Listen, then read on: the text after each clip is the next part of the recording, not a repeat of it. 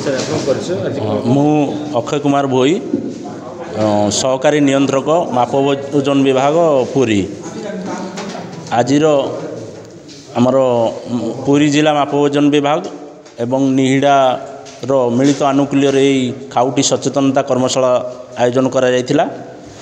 एथिरे कॉलेज रो अध्यक्ष महोदय एवं अध्यापिका सब महोदय सहयोग करथिले। पिला माननकु आज खाउटी सचेतनता उपरे परामर्श दिया जायथिला। खाउटी आईन विषय भी परामर्श दिया जायथिला।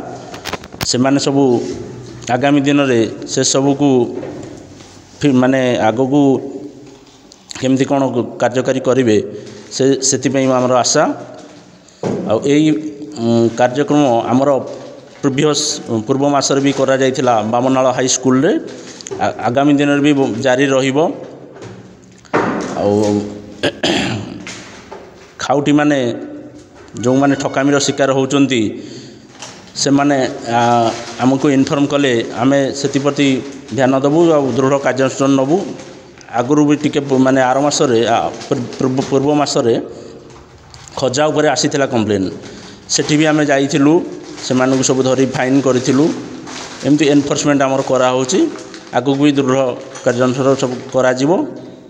साधारण खाउटी केम जानियो तने ठकामी शिकार होची बोली मशीन आजकल सब बाहरली केमसी जानियो तने मशीन से मशीनटा आमर डिपार्टमेंट द्वारा वेरीफाई और स्टाम्प होइतिबा दरकार। जदि न होइतिबो से मान कंप्लेन करिवे।